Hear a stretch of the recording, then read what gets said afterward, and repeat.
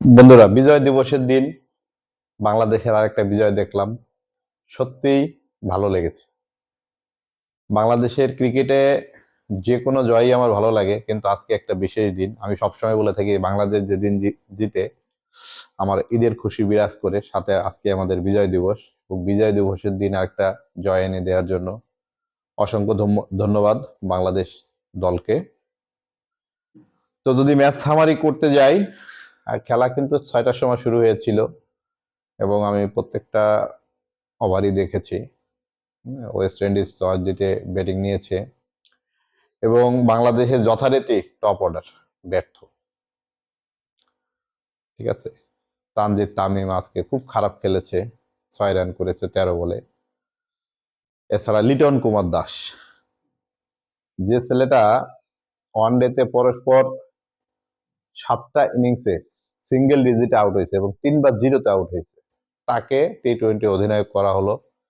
অনেক আলোচনা করছেন, অনেক সমালোচনা করছেন। যাই হোক, আজকেও উনি যথারীতি ওনার ধারাবাহিকতা বজায় রেখে, হ্যাঁ, অংশগ্রহণই বড় কথা, এটাই ওনার এখন বাস্তব প্রমাণ যে উনি যাবেন, 1 বল 2 বল খেলে উইকেট বিলিয়ে দিয়ে হয় 0 না 1-2 করে আউট হয়ে চলে আসবে।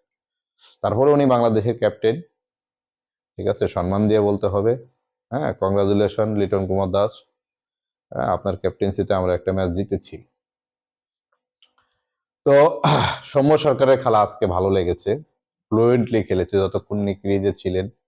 হ্যাঁ, 3টা না 4টা 6 মেরেছেন কিন্তু উনি, অসাধারণ।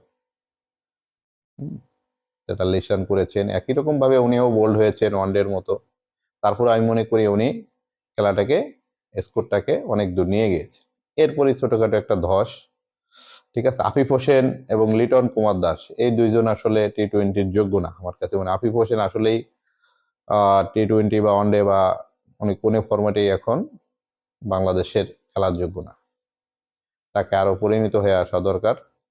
যাই হোক, তারপরও বাংলাদেশ জিতেছে। এবং মাহাদি হাসান, দেখেন, যখন সৌম্য সরকার আউট হয়ে গেল তখন কিন্তু আবার একটা আমাদের মানে রান স্কোর যে কত হবে এটা বলা যাচ্ছিল না, কিন্তু কি সুন্দর করে খেলাটাকে এগিয়ে নিয়ে গেলেন এই মাহাদি হাসান। 24 বলে 26 করেছেন, 2টা 4 একটা 6 মেরেছেন।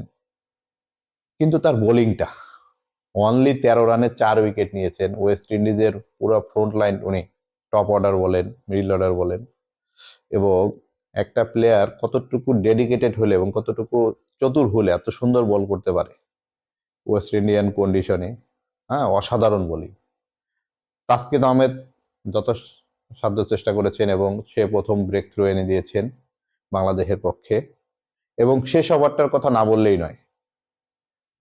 ঠিক আছে, হাসান মাহমুদ, যখন রবম্যান পাওয়েল আছে 60 রানে এবং সে ইচ্ছা মতো পিটাচ্ছে, ঠিক আছে, তাসকিন আহমেদের আর আগের আগের ওভারটা 19 রান নিয়েছেন।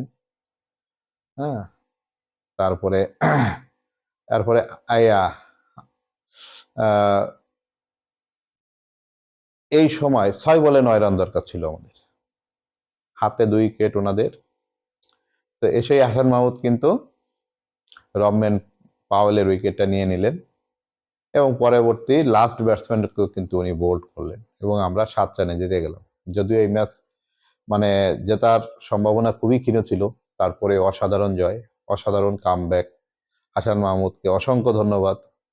সুন্দর বোলিং করেছেন, মেধা খাটিয়ে বোলিং করেছেন, অপে বল করেছেন।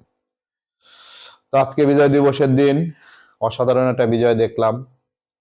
হ্যাঁ, বাংলাদেশি প্লেয়ারদের কিছু প্লেয়ার আসলে পরিবর্তন যদি করা হতো, এখানে লিটন কুমার দাস তো আসলে দলে থাকারই যোগ্য না, উনি ক্যাপ্টেন যেহেতু উনি থাকবেন আরো 2 ম্যাচ, ওনাকে সহ্য করতে হবে।